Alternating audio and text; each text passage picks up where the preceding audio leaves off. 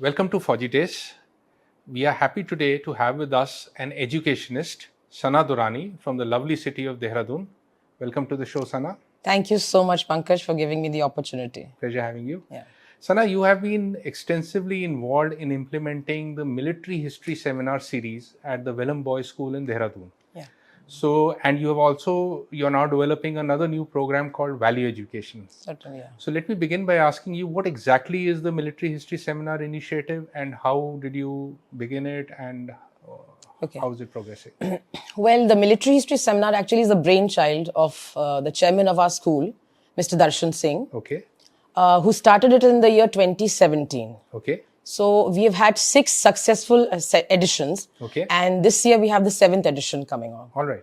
And in all these 6 sessions that we've had a plethora of armed forces, people from all the 3 wings of the armed forces, distinguished guests, ex-chiefs, everybody coming, schools participating. Right. In fact, in the year 2021, when we had the seminar online, we had one of the international schools from Bangladesh participating online with us. And that's the year where we celebrated the 1971 War of Liberation, which was the theme of the seminar. Right.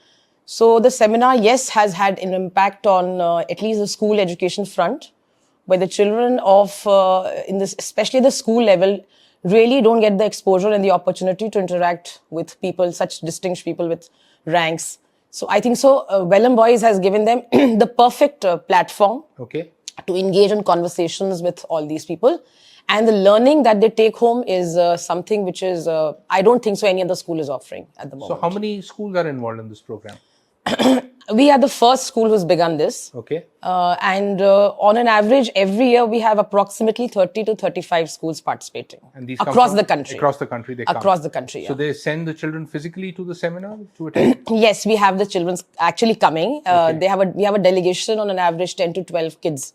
From 9 to 12 standards. 9 to 12 standards coming from different schools. Yes, absolutely. And attending the seminar in right. person. Yes, we do. And what is the format of the seminar? How is it conducted? We have it to the course of 2 days. Okay. Where we have the opening ceremony followed by the various sessions. For the past few years that I have taken over. Right. We've had 3 sessions per day. Okay. And the second day also 3 sessions ending with the closing. Every year we have a theme. Over the seminar. Okay. And the theme differs. And since we send letters to all schools before, they basically know what the theme is. Right. So the children who are coming to the seminar are basically prepared as to what the content of the seminar will be. They've done their research work. They basically know what they're getting into. All right. So, for example, what are some of the themes that you have been... Last year, we had the Fortress India theme. Okay. Before that, we had, as I just told you, 1971. Yeah, that's right. Yeah. So basically revolving around what we feel should be a theme which should resonate with the time. And what we feel is a need of the hour is perhaps so if you taken have, as... say, about 6 sessions over a course of 2 days, then the sessions are basically split on different topics related to the main theme. We have every session basically has a topic for which people related to and those who are closely associated to that event are called as the resource persons. Right. And need not be members only or people from the armed forces. They are people, civilians also. Okay. And I'm so happy that you were also a part of as one of the resource persons. I've been there in the 1947-48 Yes, absolutely. So Kashmir basically War. it is a platform for people to speak also. Yes. And for a great learning for the children. So one of the things that I have always felt is that, children enjoy questioning the most. They're curious. And I'm sure your seminars must have the Q&A rounds. Yes. Last year we had the syndicate round also. What's syndicate? Where basically before every session, the children were basically allowed to directly have a one-to-one with the people of the session. Okay. So, and even the resource persons had an idea of basically what the session content is going to be. So it was a one-to-one interaction where they were directly asking questions to the resource persons. So, and then followed by the main session. So what are some of the most interesting anecdotes you remember from these sessions? Anything that I remember this child whose father had served in the forces had very relevant questions to ask. And I think so the level of questions which were asked by this boy, I clearly remember, was to the extent that even the resource persons were very, very impressed. And that child got an opportunity to represent his school on the stage. So while the actual session was happening, this boy was on the stage. Right.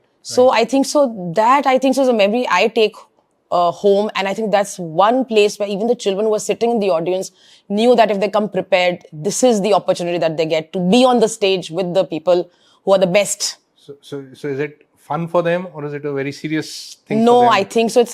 I would say it is just learning. Learning. Is how they take it. Okay. You see, so yeah, I would say that yes, we keep the sanctity of the sessions in mind, and the way we plan out the sessions are such that children, as I told you, they've had to come prepared for the session, so they have some idea, and I think so that that itself says a lot and about. what has been the feedback from the participating schools? Oh, they have written some of the schools have actually every year we come up with a journal. Okay. The military history journal, which is then circulated to all schools and all the state governors and chief ministers, and it has also gone to the members of the parliament and all that. Okay. So each year after the session is over, the seminar is over, the children who've participated and others also who were part of the delegation, they all get an opportunity to write articles. Okay. So that is their way of giving their feedback, and for us also as a host school to learn basically that maybe areas where we can improve. Right. So there are some suggestions also which come across from children.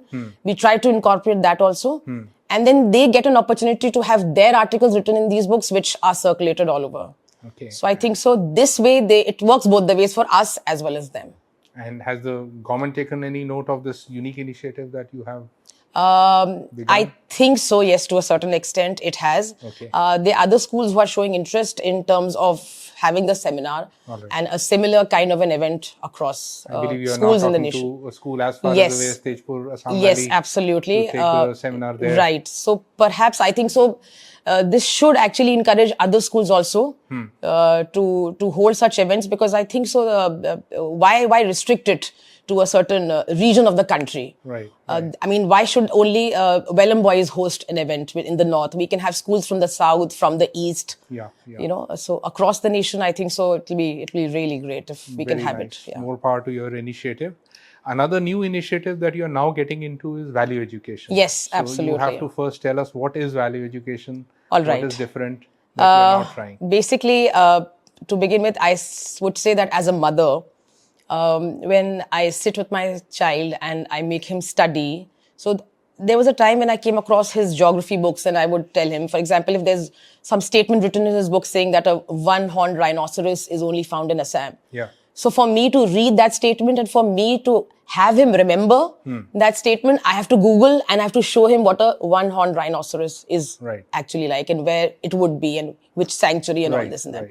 So I thought as a teacher to myself and as a mother more, I felt why not whatever we are saying in those books, if we can have them in the form of a, pictorial or an illustrated book with images of the same. Right. So I thought why only restrict it to content?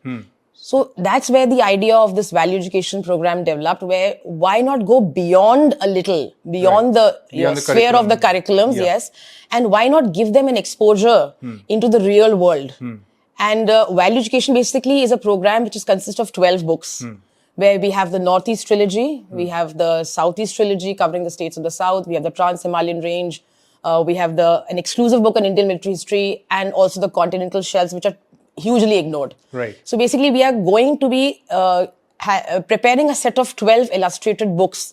Okay. So that these books can be carried forward by the children of schools and colleges. 12 books, you say? Yes. Okay. As an extension of what they're already studying. Maybe perhaps they've already they've already learnt about a temple, or they've already heard about a mountain peak or whatever, but they have no idea into what is beyond what is written in the book. Because the texts are brief, they do not have. Yeah, they have to. That is how the curriculum has been designed. Right. As a teacher, even in my subjects, when I say that I'm afraid NCERT expects you to write a certain format of questions, maybe your answers may be correct, but I'm afraid I cannot mark you. Right. So here is a chance for them to go fearless. So are any of these books ready? Yeah, we have the South Indian trilogy ready. Okay. The Northeast is also ready. Okay. We are working on the other books, the Indian military history book as well. So yeah, things are going in the direction as we are planning. Great. Yeah. And again, my question would be, because this involves curriculum, this involves schools, and you have ambitions to make it a national program, Have you spoken to schools and have you spoken to the government? We are in conversation with few schools, especially in the south. Erode is a district which has agreed to implement this across their schools. Oh, I see. Then we have also we have reached out to a few schools. Okay. And we are trying to work out a program with them as well. Because so if this is to become a pan-India program, how would you be managing it? Would there be some hub or some center? How would this be managed? Actually, we are looking at creating a hub, Okay. which would be the centermost point for the program, Okay. and will take care of the entire execution of how the program is to be implemented. I see. So, for example, the head would basically direct. We'll have then regional heads. Okay. We probably may have state heads. All right. And the central head will basically, the hub will tell how exactly these books have to be used. Okay. So there can be a set of students in one particular school who, let's say, for example, want to go beyond the books that we have issued. I see. So they want to, let's say, for example, shoot a temple. I see. Which is not covered in the book. I see. So then this hub will give them an opportunity to present their work to us. Okay. Share their, whatever they have done, their research work. Okay. And maybe then we can incorporate their work in the next few editions. So it's going to be like a ever expanding knowledge base. Yes, it's like opening a window to them and let them explore. Very interesting. Yeah. Okay. So what is the time frame that you have in mind? How quickly will this be rolling out, and what do you see as we want to implement it as soon as possible. We have already started, as I told you, working on those books. Right. We look at almost by an year and a half, I think so the program should be ready. But 2024 end, I think so we should be rolling. We'll be rolling out the program, and Yes. then schools would be asked to join. Yeah, because I think so most schools begin their new term in the month of April, and in some schools it's May, July. So I think so by the time the books are done, right. I think so that's when you're looking at, Right. Fantastic. Yeah. It's been a great pleasure talking to you, Sana. Thank These you are very so much. Thank interesting you. Pleasure's initiatives mine. that you have taken. Right. Thank you. And like I said, more power to you, more power to these initiatives. Right. And I hope more and more children get associated with Thank both the military history seminar series and the value education Absolutely. program. Thank you. Thank you so much.